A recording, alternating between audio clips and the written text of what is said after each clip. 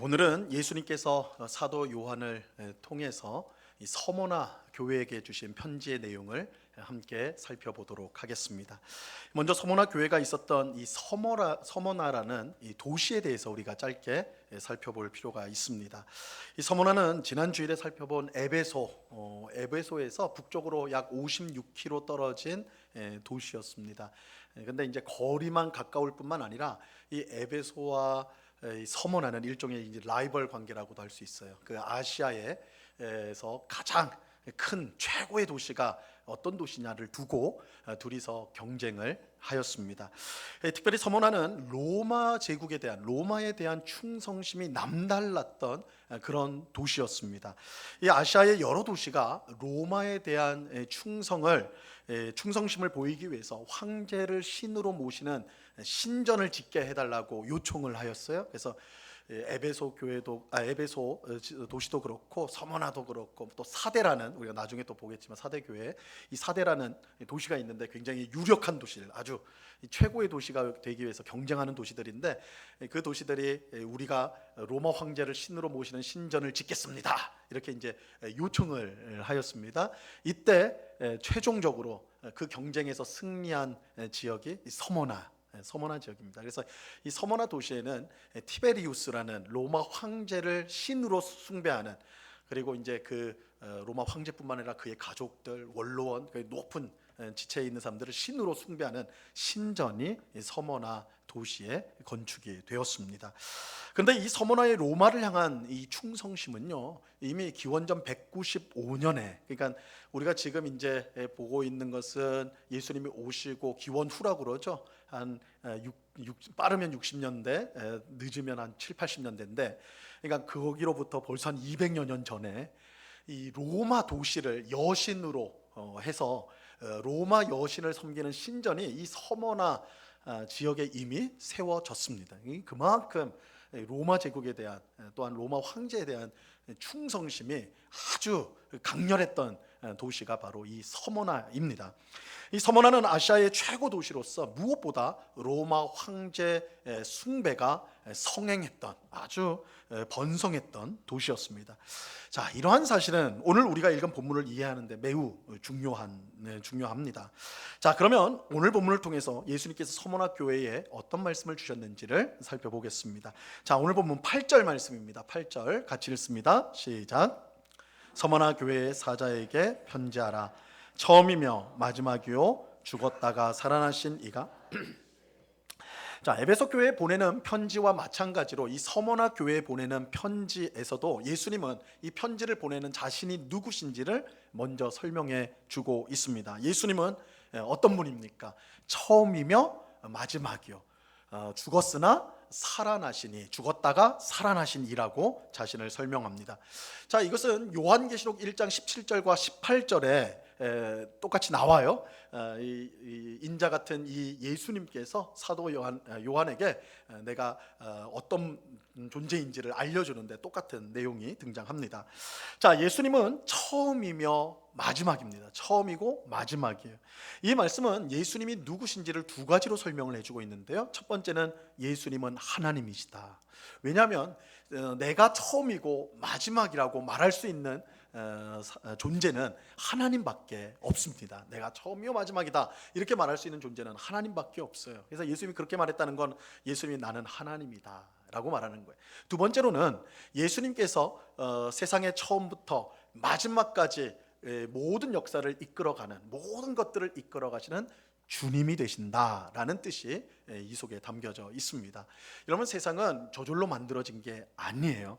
하나님께서 이 세상을 창조하셨습니다. 그 창조사에게 예수님도 함께 하셨어요. 그래서 예수님도 세상을 창조하시고 그 창조한 세상을 예수님께서 처음부터 마지막까지 이끌어 가십니다. 예수님의 선하신 뜻 가운데, 그 계획 가운데 세상을 이끌어 가고 계세요. 예수님께서 시작하셨고 예수님께서 마무리하실 것입니다. 그래서 예수님이 처음이요 내가 마지막이다 라고 하는 것은 이 세상에 처음부터 마지막까지 이끌어가는 주님이 예수님이라는 것을 밝히고 있는 것입니다. 또 예수님은 죽었다가 살아나신 이입니다. 이것은 예수님의 십자가 죽음과 부활을 말합니다. 예수님은 하나님의 뜻에 순종하기 위해서 기꺼이 십자가 고난을 받으셨습니다. 그런 죽기까지 하나님께 충성하셨어요. 예수님이 그럴 수 있었던 것은, 아니 예수님이 그렇게 십자가에서 죽을 수 있는 것은, 아니 예수님은 하나님 아들 아닙니까? 하나님 아들이 두려울 게 무엇이 있습니까? 하나님 아들이 죽음도 두려워합니까? 안 두려워하지 않아요? 그러니까 그런 거 그 별거 아니지 않습니까? 근데 사실 그렇지 않아요? 예수님께서 십자가 죽음을 앞둔 밤에 겟세마네 동산에서 기도를 하셨는데 얼마나 간절하게 기도하셨는지 그의 땀이 핏방울처럼 될 정도로 고통 가운데 기도하셨어요. 이거는 예수님께서 십자가 죽음을 두려워하셨다는 것을 분명하게 보여주는 것입니다. 하지만 예수님은 십자가 죽음이 하나님의 뜻이기 때문에 거기에 순종하셨죠. 죽기까지 순종하셨던 것입니다. 예수님께서 이처럼 죽기까지 순종할 수 있었던 것은 하나님께서 자기에게 순종하는 사람을 기뻐하셔서 절대로 버려두지 않는다는 것을 그가 믿었기 때문입니다. 실제로 하나님은 십자가에서 죽은 예수님을 사흘 만에 다시 살리시죠. 부활하게 하십니다. 그리고 자기 우편에 앉히시고 모든 권세와 영광을 예수님에게 주셨습니다. 자, 이것이 죽었으나 살아나신 이라는 이 표현 속에 담긴 뜻입니다. 자, 이처럼 예수님은 처음과 마지막으로 하나님이시며 세상을 이끌어 가시는 주님이 되세요. 또 죽었다가 살아나신 이로써 예수님은 하나님의 뜻에 순종하기 위해 십자가에 죽기까지 충성하셨고, 이를 통해 부활하시고 하나님의 우편에 앉아 온 세상을 다스리는 주님이 되셨습니다. 그런데 예수님께서 서문화 교회 신자들에게 자신을 이렇게 밝히신 것은 현재 이 서문화 교회 신자들이 처한 형편과 깊은 관련이 있습니다. 현재 서문화 교회 형편이 어떤지 9절 말씀에, 오늘 본문 9절에 나와 있어요. 자, 이 말씀 같이 한번 읽어봅니다. 시작. 내가 내 환난과 궁핍을 알거니와 실상은 내가 부유한 자니라. 자칭 유대인이라 하는 자들의 비방도 알거니와 실상은 유대인이 아니요 사탄의 회당이라. 서문화 교회가 지금 처한 형편을 두 단어로 요약을 하죠. 환난과 궁핍이에요. 환난과 궁핍. 서문화 교회는 환난과 궁핍 가운데 고통을 받고 있었습니다. 자, 먼저 그들의 환난은 이 서문화의 로마 황제 숭배와 깊은 관련이 있습니다. 앞서 말씀드린 대로 서문화는 로마 황제를 신으로 모시는 신전을 지은 도시였어요. 이 로마 황제에 대한 충성심이 어느 도시보다 높았던, 그 충성심이 대단했던 도시가 서문화였습니다.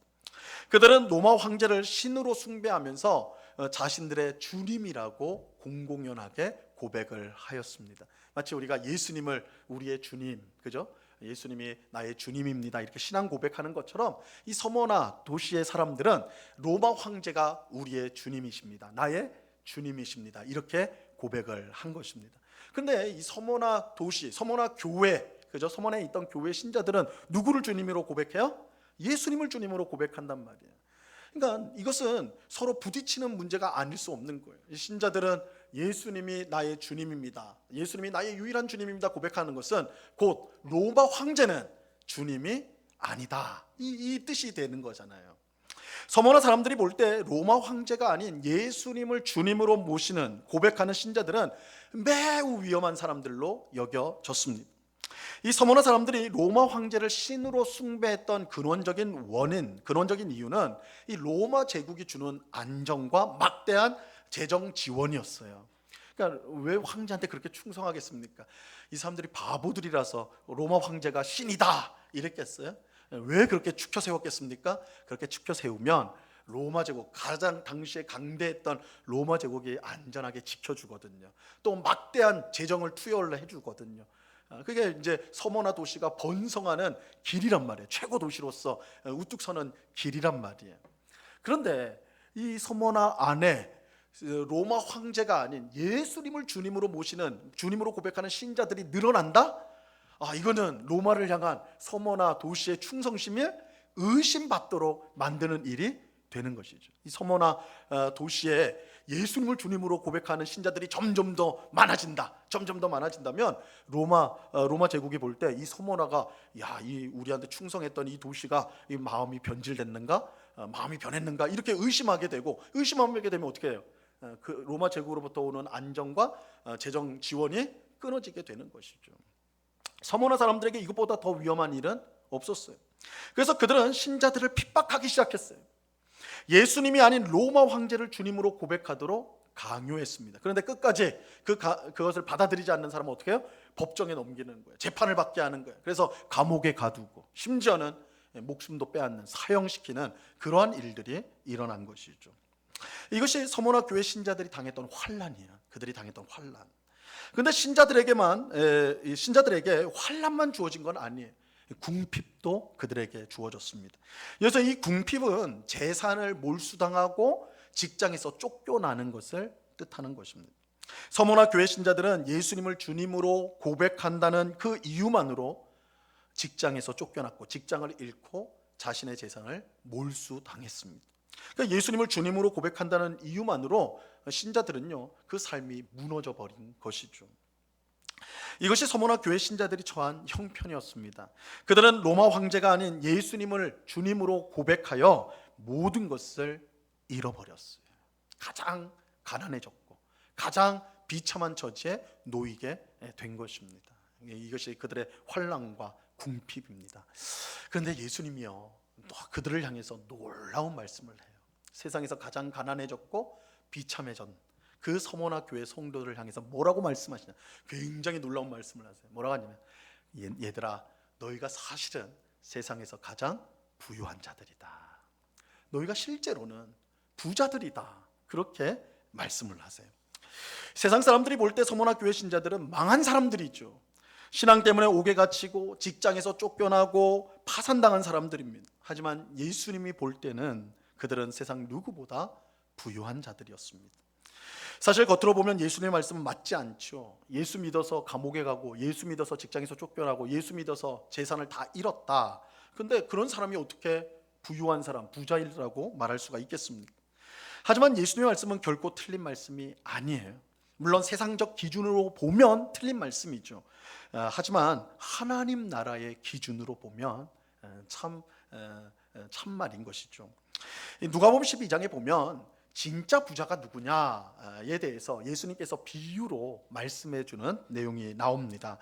한 부자가 있었는데 이 부자가 농사를 지었어요. 근데 농사가요, 아주 이건 정말 대박, 너무 풍년이 들었어요. 그래가지고 곡식을 추수했는데 그 곡식을 창고에 넣어야 되잖아요. 근데 이 창고가 이전에 지었던 창고에 들어갈 수가 없을 만큼 너무너무 추수 양이 많았어요. 그래서 창고를 무너뜨리고 새로 지어서 엄청나게 크게 지었어요. 크게 지었고 그 안에 새로 추수한 곡식을 넣었는데 가득 찼습니다. 가득 찼어요. 이 부자가 딱 그걸 보면서 마음이 얼마나 흡족하든지, 내가 이거 평생 써도 모자람이 없는 엄청난 내가 재물을 모았구나. 이제부터는 내가 어떻게 살까 걱정할 게 아니라 어떻게 즐길까. 내일은 어디로 여행 가고, 내일은 뭘 먹고, 이거 내가 이제 평생 죽을 때까지 내가 즐기면서 살아야 되겠다. 아주 행복하게 그렇게 생각을 했습니다. 여러분, 우리가 바라는 부자의 모습이 이런 거 아닌가요? 그죠? 나도 좀 그렇게 좀 살아봤으면 좋겠다. 오늘 당장 먹을 거 좀, 내일 이제 몇 년 후에 어떻게 살지 노후 걱정하지 않고 이거 딱 쌓아놓고 살면 얼마나 좋을까. 자, 이제 뉴스 같은 거 보니까 한 10억 정도는 있어야지 노후 대책이 된다고 그러는데, 여러분 어떻게 10억 정도 모으셨어요? 다들 모으셨습니까? 반응이 없는 분들은 당연하지 이런 건가요? 하여튼 지금 이 부자가 그런 거예요. 모은 거예요. 그것보다 그 이상으로 가득 채워놓은 거예요. 그러니까 얼마나 행복하겠습니까? 자, 그런데 그 밤에 하나님께서 그 부자에게 나타나세요. 하나님이 그 사람에게 나타나셔서 정말 충격적인 말씀을 주시죠. 누가복음 12장 20절 말씀입니다. 같이 읽습니다. 시작. 하나님은 이르시되 어리석은 자여, 오늘 밤에 내 영혼을 도로 찾으리니 그러면 내 준비한 것이 누구의 것이 되겠느냐 하셨으니. 굉장히 충격적인 말씀이죠. 하나님께서 뭐라고 그래요? 이 어리석은 자야. 이 어리석은 자야. 왜 어리석은 자라고 말씀합니까? 그 이유는 분명하죠. 오늘 밤에 부자의 영혼을 취해 간다면, 그죠? 그가 죽는다면 그가 그렇게 마음 든든하게 생각했던 그 재산이 누구의 것이 돼요? 적어도 그 사람의 것은 되잖아요. 그죠? 우리가 누구의 것이 될지는 모르지만 적어도 하나님이 취하신 그 사람의 것은 되지 못합니다. 여러분 아무리 부자도요, 여러분이 아무리 통장이 많고 주택이 많고 뭐 주식이 많고 뭐가 많아도 하나님이 여러분 오늘 밤에 너 와야 되겠다, 나 좀 봐야 되겠다 그래 버리면 다 놓고 가야 돼. 하나님 잠시만요, 통장 정리 좀 하고 갈게요, 통장에 송금 좀 할게요. 안 돼요. 그런 거 없어요. 그냥 가야 돼요. 아무도 가지 못합니다. 우리가 그렇게 중요하게 생각하는 돈은 적어도 이 세상에 살 동안에만 힘이 있는 것입니다. 하나님이 부르시면 아무리 많은 돈을 가진 사람도 모두 다 놓고 가야 합니다. 하나님께서 부자를 향해 어리석다고 말씀하신 것은 그가 하나님 앞에 갈 때 가져갈 수 없는 돈만 쌓아두고 정작 하나님 앞으로 갈 때 꼭 필요한 것, 가져가야 될 것은 하나도 쌓아두지 못했기 때문이에요. 여러분, 우리가 하나님 앞에 갈 때에 필요한 거, 가지고 가야 될 게 뭐예요? 하나님을 향한 믿음과 충성이죠. 하나님을 향한 믿음과 충성이에요. 하나님이 인정하시는 부자는 돈이나 세상의 것들을 많이 쌓아놓은 사람이 아니에요. 하나님을 향한 믿음과 충성으로 그의 뜻, 하나님의 뜻에 끝까지 순종한 사람입니다. 세상의 부자가 진짜 부자가 아니라 하나님 나라의 부자가 진짜 부자입니다. 결국에는 없어질 세상의 것들을 많이 쌓은 사람이 부자가 아니라 없어지지 않는 하나님 나라의 보물을 많이 쌓은 사람이 부자입니다. 서머나 교회 신자들을 향해 예수님께서 너희가 실제로는 진짜 부자다 라고 말씀하신 이유가 바로 여기에 있습니다. 그들은 세상 사람들이 바라는 부자가 아니었어요. 오히려 세상적 기준으로 보면 그들은 가난한 사람들이었어요. 그들은 아주 비참한 사람들이었어요. 세상의 보물을 전혀 쌓아두지 못했기 때문에 그래요. 하지만 예수님은 전혀 다르게 보셨어요. 서머나 교회 신자들보다 더 부자가 없다라고 말씀하는 거예요. 왜냐하면 그들은 하나님을 향한 믿음과 충성으로 하나님의 뜻에 항상 순종하는, 그래서 하나님 나라에서 없어지지 않은 보물을 계속해서 쌓아왔던 사람들이기 때문입니다. 서머나 교회 신자들은 세상의 통장 잔고는 비어 있을지라도 천국의 통장 잔고는 가득 찬 진짜 부자들이었어요. 물론 이 말을 오해하면 안 됩니다. 이 모든 신자는 돈을 모으면 안 된다, 그런 뜻이 아니에요. 모두 가난하게 살아야 된다, 노후 걱정하지 말고 그거 준비하지 말고 그냥 그렇게 살아야 된다, 하루하루 살아야 된다, 그런 뜻으로 말씀드린 건 아니에요. 신자도 필요한 만큼 돈을 모아야 되죠. 또한 노후 준비도 착실하게 잘 하셔야 됩니다. 하지만 이것보다 더 중요한 것이 있음을 알아야 돼요. 하나님을 향한 믿음과 충성이에요. 그 믿음과 충성으로 하나님의 뜻에 순종하는 것입니다. 이것이 더 중요한 이유는 분명해요. 하나님 나라에 없어지지 않는 보물이기 때문입니다. 여러분이 이 땅에서 수십억 수천억을 모은다 할지라도 하나님 나라에서는 그거 아무것도 아니에요. 들고 갈 수 없다니까요. 그 나라에서는 그건 휴지 조각에 불과해요. 아무것도 아니에요. 하지만 하나님을 향한 믿음과 충성으로 그의 뜻에 순종하는 것은 하나님 나라에서 영원히 빛나는 보물이 되는 것입니다. 여러분, 예수님께서 십자가에서 왜 죽으셨습니까? 하나님을 향한 믿음과 충성으로 그의 뜻에 순종하기 위해서였어요. 하나님께서 그런 예수님에게 어떻게 해주셨죠? 그를 지극히 높여서 자기 우편에 앉으시고 모든 권세와 영광을 그에게 주셨습니다. 예수님께서 서머나 교회 신자들에게 자신이 죽었다가 살아나신 이라고 말씀한 이유가 바로 여기에 있어요. 예수님께서 뭐라고 하시는 거예요? 나를 닮아라, 나를 따라와라. 여러분, 예수님은 이 땅에서 가장 가난한 사람이었죠. 초라한 사람이었죠. 그러나 그는 하나님 나라의 영원한 보물을 쌓았던 분이에요. 그가 하나님 나라에 갔을 때 가장 높은 자리에 가장 영광을 받으셨어요. 예수님은 우리에게도 자기를 따라오라고 말씀하시는 것입니다. 여러분은 어떤 부자가 되기를 바라십니까? 세상이 인정하는 부자입니까? 아니면 하나님이 인정하는 부자입니까? 저는 우리 가운데 어리석은 부자가 없기를 간절히 바랍니다. 세상에서는 부자인데 하나님 앞에서는 아무것도 없는 그런 가난한 신자가 되지 않기를 바랍니다. 진짜 부자는 예수님이 인정하는 부자예요. 서머나 교회 신자들은 예수님이 인정하는 진짜 부자들이었어요. 너희가 실제로는 부유한 자들이다. 비록 그들은 환난과 궁핍 가운데 있었지만 하나님을 향한 믿음과 충성으로 하나님의 뜻에 항상 순종하였기에 누구보다 큰 부자가 될 수 있었던 것입니다. 하나님 앞에서 진짜 부자로 인정받는 우리 모두가 될 수 있기를 바랍니다. 우리가 서머나 교회를 살펴볼 때 또한 주목해야 될 내용이 있는데, 이것은 유대인들의 공격에 대해서 우리가 보아야 됩니다. 이 서머나 인구 중에 약 10% 이상이 유대인이었다고 그래요. 그러니까 적은 수가 아니죠. 상당한 숫자였습니다. 그들은 서머나 도시에 큰 영향력을 가지고 있었습니다. 지금도 유대인들의 힘이 좋죠, 그죠? 미국을 움직이는 것도 유대인이라고 보통 말을 하죠. 수는 적지만 그들이 힘을 가지고 있는, 이게 고대 때부터 마찬가지였어요. 유대인들은 어디를 가든지 그들이 함께 공동체로 모여가지고 그 지역 사회에 힘을 발휘해요. 지금도 마찬가지로 그렇게 하는데, 이 서머나에서도 마찬가지였습니다.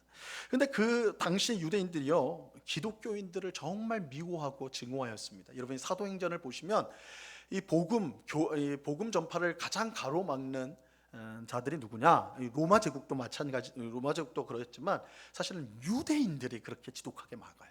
바울이 가는 곳마다 유대인들이 들고 일어나 가지고 복음을 전하지 못하도록 막는 것을 여러분들 사도행전을 읽어보시면 알 수가 있습니다. 유대인들이 기독교인들을 너무너무 싫어했습니다. 그들이 기독교인들을 미워한 이유는 이 기독교인들이 십자가는 나무잖아요. 나무에 매달린 예수를 메시아라고 고백했기 때문입니다. 믿었기 때문에 그래요. 근데 율법에 따르면 십자가에 달린 자는 하나님께 저주를 받은 자지 메시아가 될 수가 없거든요. 그런데 이 기독교인들은 예수가 메시아라고 그러니까 유대인들이 그걸 받아들일 수가 없었던 거예요. 그래서 미워하고 적대하였던 것입니다. 그래서 서머나 사람들을요, 유대인들이 적극적으로 도와서 신자들을 핍박하는 일에 앞장섭니다. 오늘 본문에서는 이제 그 내용이 이제 암시적으로 그렇게 되지만, 사실 이 서머나 교회에서 나오는 문서들을 속에서 보면 유대인들이 이 서머나 도시 사람들하고 다 결탁을 해가지고 기독교인들을 핍박하는 그런 내용들이 나와요. 자, 예수님은 이러한 사실들을 모두 알고 계셨습니다. 오늘 본문 9절 하반절에 보니까 이렇게 말씀해요. 자칭 유대인이라 하는 자들의 비방도 알거니와 실상은 유대인이 아니요 사탄의 회당이라. 유대인들이 서머나 사람들과 협력하여 교회와 신자들을 핍박하였습니다. 그런데 예수님은 여기서 놀라운 말씀을 하시죠. 놀라운 말씀을 해요. 신자들을 비방하는 이 유대인들을 뭐라고 부르냐면 자칭 유대인들이라. 그들은 자칭 유대인들이라. 그냥 스스로 유대인이라고 부를 뿐이다. 그러나 실제로는 유대인이 아니다. 그러면서 그들은 사탄의 회당이다. 이렇게 말씀하세요. 서머나에 살던 유대인들은요, 사실 혈통적으로만 보면 진짜 유대인 맞아요. 근데 예수님은 아니래요. 스스로 유대인이라고 부를 뿐 진짜 유대인이 아니고 오히려 사탄의 회당, 이 사탄의 졸개들이 모여 있을 뿐이다. 이렇게 말하고 있는 것입니다. 여러분, 유대인들의 정체성은 하나님 백성이에요. 자신들이 유대인이라고 말하는 것은 자신들이 하나님 백성이라는 뜻입니다. 하지만 예수님은 아니라는 것이죠. 그들은 하나님 백성이 아니라 누구의 백성이에요? 사탄의 백성이에요. 사탄의 백성. 예수님이 이렇게 말씀하신 까닭은 하나님 백성 되는 것이 혈통이나 어떤 인간적인 조건으로 되는 것이 아니기 때문에 그렇습니다.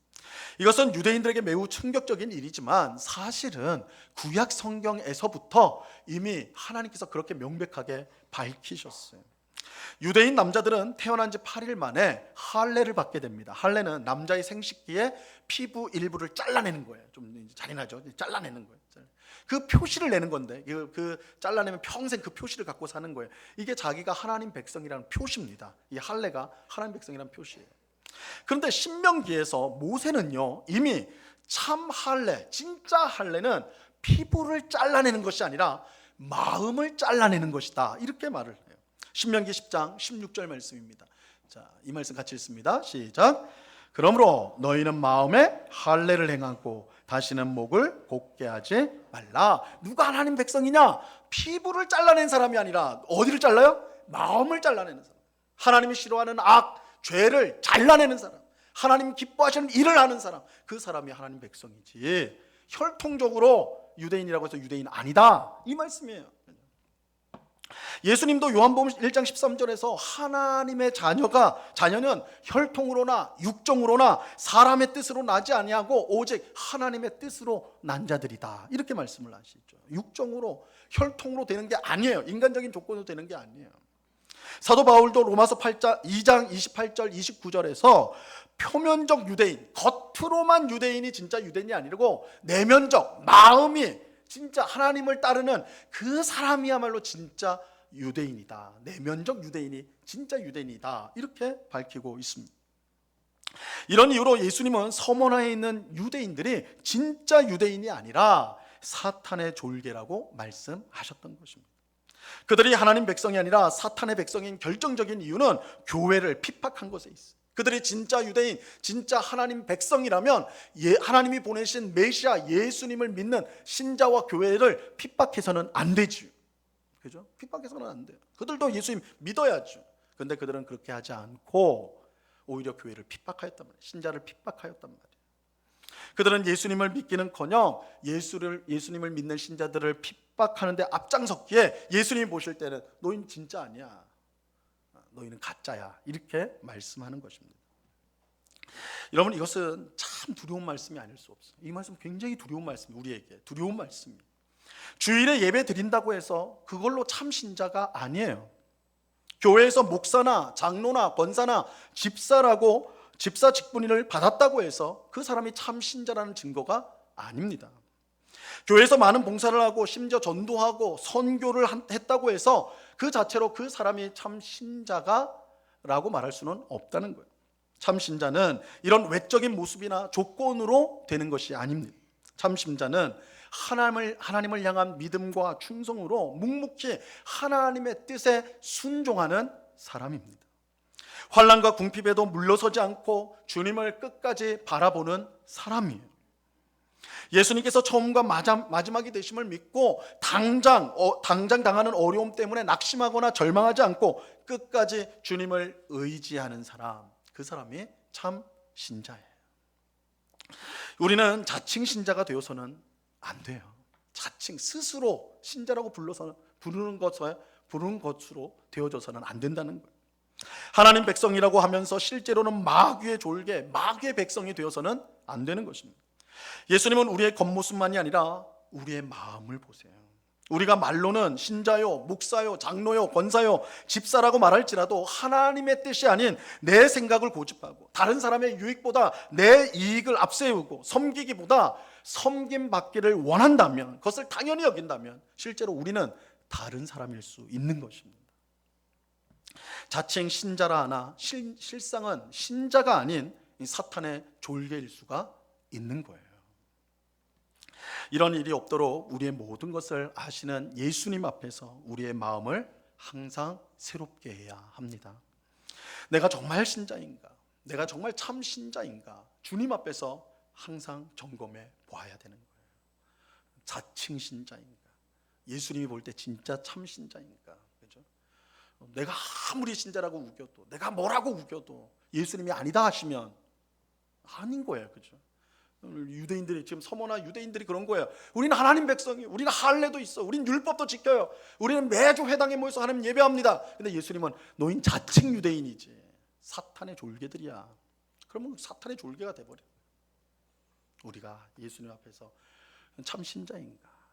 우리가 정말 하나님을 향한 믿음과 충성을 가지고 주님의 뜻에 순종하기를 힘쓰는 사람인가? 우리가 끊임없이 주님 앞에서 우리 자신을 돌아보아야 하는 것입니다. 그렇지 않다면 우리도 자칭 신자가 될 위험에 놓일 수가 있다라는 것이죠. 오늘 예배하는 우리 모두가 주님이 인정하시는 참 신자로 그렇게 살아가기를 간절히 바랍니다. 예수님은 환난과 궁핍 가운데서도 부유한 사람이었던 서머나 교회 신자들에게 이 명령과 약속을 주십니다. 여러분, 서머나 교회는요, 에베소 교회 우리 지난주에 봤는데 에베소 교회는 칭찬을 받았죠. 진리를 지킨다. 근데 책망도 받았어요. 야단 맞았어요. 사랑을 잃어버렸다. 그죠? 그래서 칭찬과 책망이 같이 있는데 이 서머나 교회는 칭찬만 있는 교회예요. 그죠? 칭찬만 해요. 책망할 것이 없는 교회예요. 굉장히 이 복된 교회인데 그 교회를 향해서 예수님은 이제 명령과 약속을 주세요. 10절 말씀입니다. 오늘 본문 10절 같이 읽습니다. 시작. 너는 장차 받을 고난을 두려워하지 말라. 볼지어다 마귀가 장차 너희 가운데서 몇 사람을 옥에 던져 시험을 받게 하리니 너희가 10일 동안 환난을 받으리라. 내가 죽도록 충성하라. 그리하면 내가 생명의 관을 내게 주리라. 이 말씀을 우리가 이제 잘 이해해야 됩니다. 예수님은 환난과 궁핍 속에서도 예수님을 향한 믿음과 충성으로 하나님의 뜻에 순종한 이 서모나 교회 신자들을 너희가 진짜 부자다 이렇게 칭찬해 주셨어요.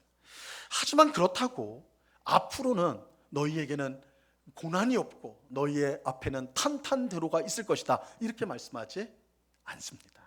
서모나 교회는 칭찬받는 교회, 너희는 진짜 부자야, 너희 정말 잘하고 있어 이렇게 한 교회인데도 그들에게 예수님은 너희는 앞으로 이제 고난 없을 거야, 너희는 정말 편안하게 하다가 천국 갈 거야 이렇게 말씀하지 않아요. 오히려 예수님은 장차 받을 고난을 두려워하지 말고 두려워하지 말라 이렇게 명령을 하세요. 이게 무슨 뜻이에요?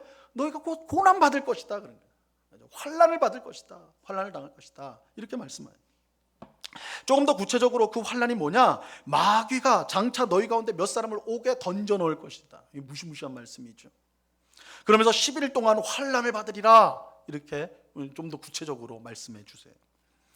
예수님께 칭찬받았다고 해서 고난에서 면제되는 것이 아닙니다. 우리가 이제 뭔가를 잘못했기 때문에 고난을 받는다고 생각할 때가 많아요, 그죠? 여러분 갑자기 신앙생활 잘하고 있는데 무슨 어려움이 와요? 가정에 또 일하는 데서 어려움이 오면 여러분 그렇게 생각하잖아요. 내가 하나님 앞에 뭘 잘못했길래 이러지? 내가 무슨 죄를 졌을까? 이렇게 하지 않습니까?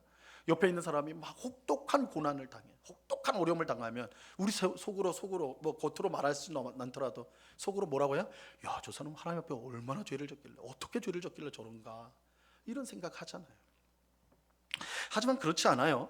서머나 교회처럼 칭찬만 받는 교회도 계속 고난을 받습니다. 고난 받지 않는 것이 좋은 믿음의 결과가 아니에요. 좋은 믿음을 갖고 있다는 증거가 아닙니다.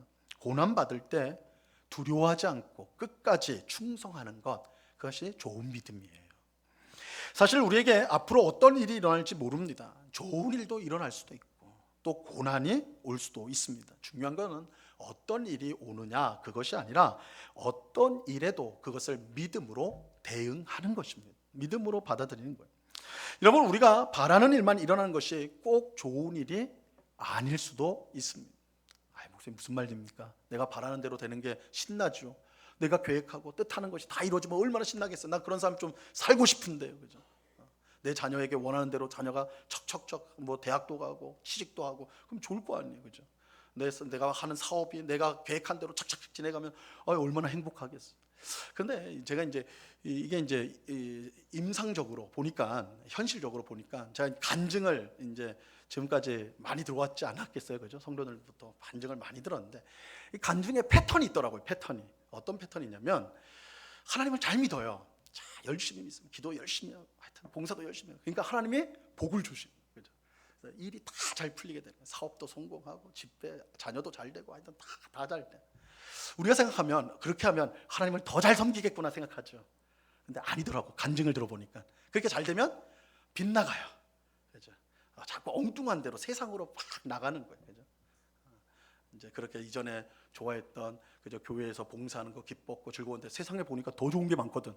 돈이 많으니까 나가서 할 게 많거든요. 그렇게 나가는 거예요. 나가요. 그럼 나가면 어떻게 돼요? 하나님 앞에 매 맞는 거예요, 그죠? 하나님이 그만 안 두잖아요, 그죠? 매 맞아요. 매 맞으면 어떻게 해요? 다시 돌아와요. 그래서 간증하는 거예요, 그죠? 그래서 간증하는 거예요. 그게 패턴이더라고요. 그러니까 좋은 일이 계속 일어난다는 것이 정말 무조건 좋은 건 아니다. 사실은 좋은 일들이 계속 일어나는 것이 우리를 교만하게 만들어요.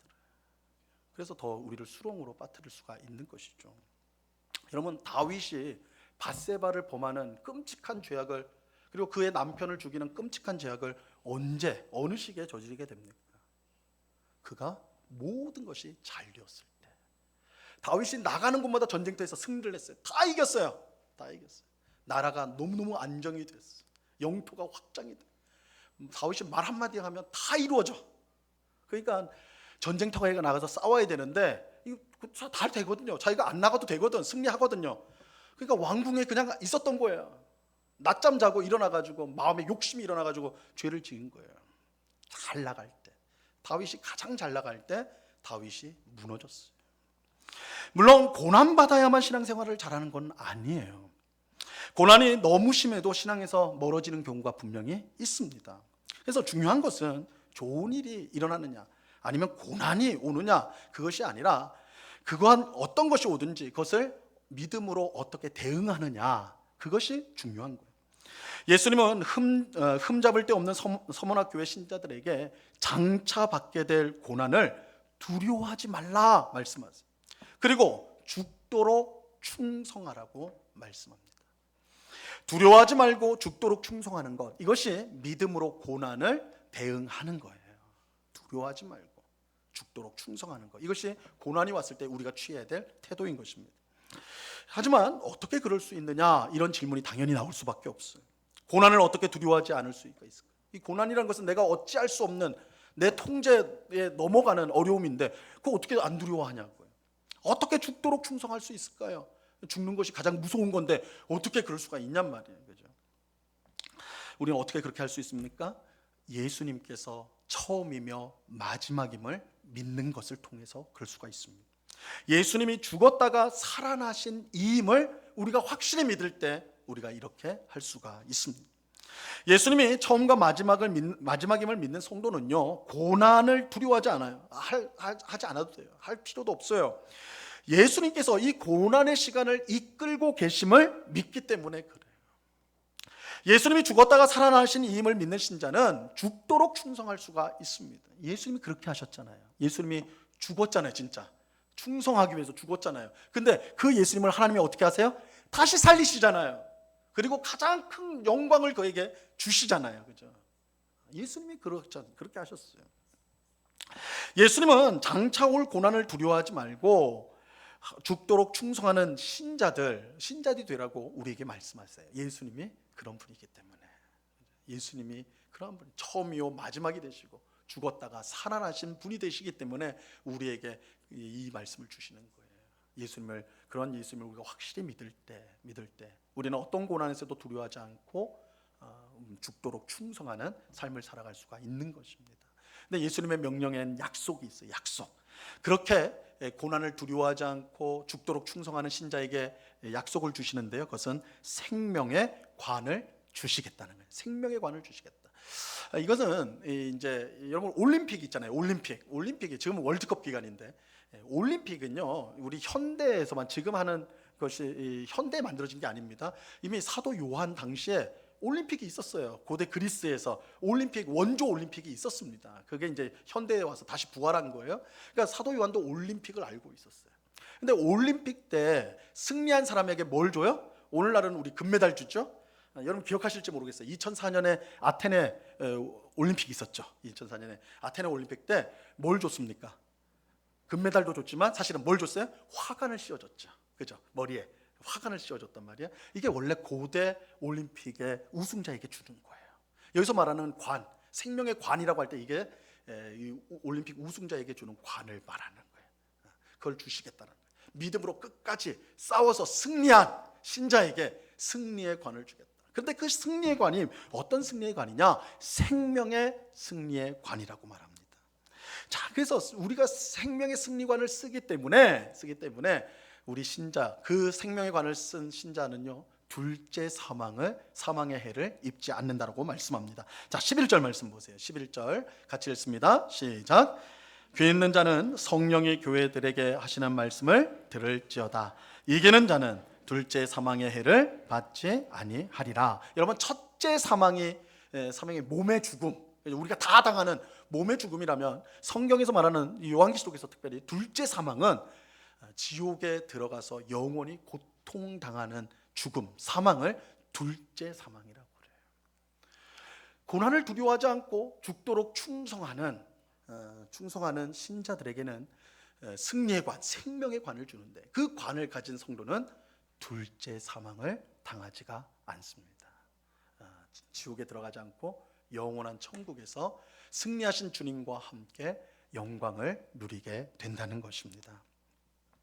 자, 말씀을 맺습니다. 오늘 예배하는 우리는 예수님이 보실 때 진짜 부자가 될 수 있기를 간절히 바랍니다. 하나님을 향한 믿음과 충성으로 하나님의 뜻에 항상 순종하여 천국의 보화를 쌓는 예수님 보실 때 진짜 부자로 인정받는 우리가 될 수 있기를 바라요. 또 고난을 두려워하지 말고 죽도록 충성할 수 있기를 바랍니다. 예수님께서 처음과 마지막으로 우리의 고난의 시간을 곧 승리의 시간으로 이끌어 주실 것입니다. 죽었다가 살아나신 예수님께서 우리에게 영원한 생명과 영광을 주실 것입니다. 이것을 믿음으로 끝까지 믿음과 충성으로 하나님의 뜻에 순종하여 승리관을 받아 누리는 우리 모두가 될 수 있기를 바랍니다. 이 은혜가 오늘 예배한 우리 모두에게 충만히 임하기를 우리 주님의 이름으로 간절히 축원합니다. 기도하겠습니다. 하나님 아버지, 감사합니다. 오늘 서머나 교회 주신 말씀이 오늘 우리에게 주신 말씀인 줄 알고 믿음으로 받습니다. 주님, 이 세상의 부자보다 예수님이 인정하는 진짜 부자가 되기를 원합니다. 하나님을 향한, 예수님을 향한 믿음과 충성으로 하나님의 뜻에 항상 순종하는, 그래서 하늘의 보화를 쌓는 삶을 살아가게 하여 주시옵소서. 주님, 자칭 신자가 아니라 예수님이 인정하는 참 신자 되게 해 주시옵소서. 나의 고집과 뜻대로 살지 않고 하나님의 뜻에 순종하는, 하나님을 그 세상 그 무엇보다 사랑하며 이웃을 내 몸처럼 사랑하는 참 신자로서 우리 주님을 기쁘시게 하는 저희 모두가 되게 하여 주시옵소서. 주님, 고난 앞에 두려워하기보다는 오히려 처음이며 마지막이신 예수님을 믿음으로 두려워하지 않고 끝까지 주님께 충성을 다하는 우리가 되게 해 주시옵소서. 그래서 마지막 날 예수님이 주시는 승리의 관, 생명의 관을 받음으로 하나님 나라 천국에서 영원토록 승리하신 주님과 함께 영광을 누리는 주의 백성들이 다 되도록 은혜로 함께하여 주시옵소서. 우리 주님께 감사하며 예수 그리스도 이름으로 기도드리옵나이다. 아멘.